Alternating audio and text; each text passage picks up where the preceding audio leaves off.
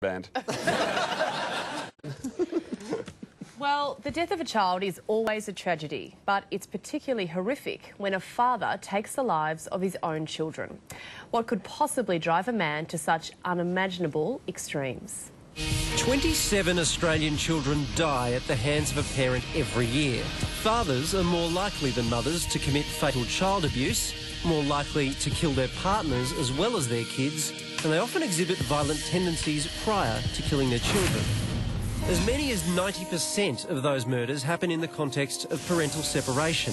The 24,000 couples with children divorce every year. Is there any way to predict which fathers will take that awful, fatal step? Sometimes when a relationship breaks down, there's a real power struggle. Sometimes the men handle this particularly badly and they take it as a personal insult, and particularly if they're prone to violence, they turn to violence very quickly and it can have tragic consequences. A UK study has found the most common feature was a perceived threat to their masculinity and a desire to exert power or control. One of the elements that we've seen in a lot of crimes in recent times is that men feel the need for revenge. They feel that they've been wronged somehow in the relationship breakdown, and so it turns to violence to punish the woman in some way.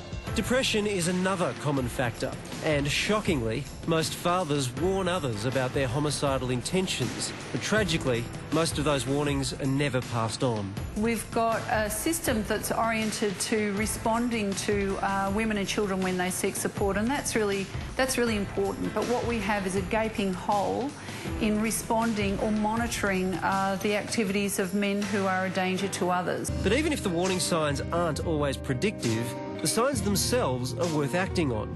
Violence against women and children should never be tolerated. That means doing what we can to stop it happening now, and everything in our power to prevent it in the future.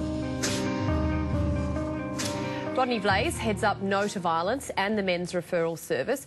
Rodney, we've just heard 24,000 couples with children separate every year.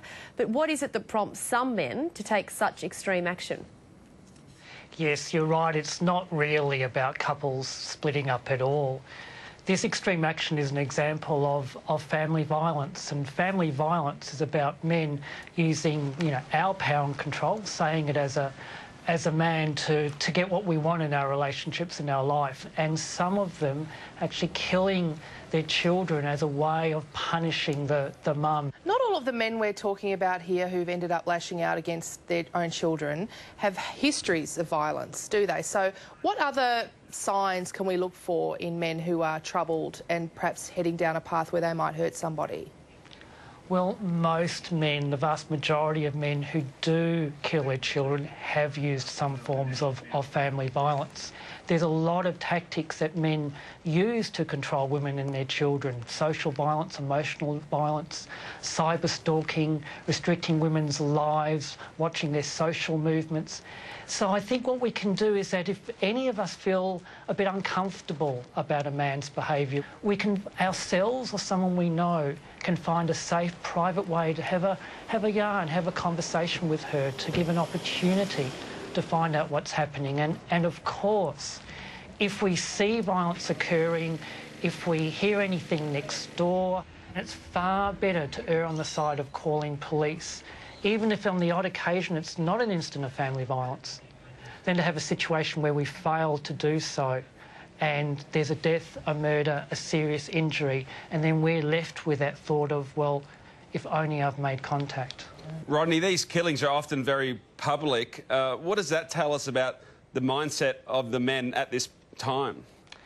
Yes, sometimes there is a statement of wanting to punish her, of wanting to leave the mum with memories that she will never, ever forget of her children being killed by him. That's a very, very public thing to do, to humiliate, to shame, to punish. So it's an example of men using violence as a choice. It can be a deliberate intention to do it publicly in order to try to punish her for the rest of her life.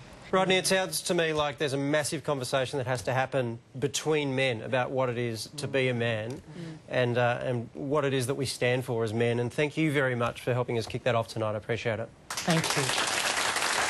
I mean, as Rodney says, sometimes it's just that behaviour unchallenged is behaviour condoned, and those little moments where you possibly could say to someone you care for, you deserve respect, that's inappropriate behaviour? Because it's really hard to get involved with someone else's situation, but maybe if you're just putting a flag up, that could be the difference sometimes. Yeah, and it is hard. You don't want to get involved where it's not your business, but the point he makes there is it's better to have the regret that you got involved rather than the regret that you didn't, which is, I think, an important point. If you need any help with family violence, you can call 1-800-RESPECT. You can do that 24 hours a day. For any men who need help with violent or controlling behaviour, then please contact the Men's Referral Service on 1300 766 491. And we'll be right back.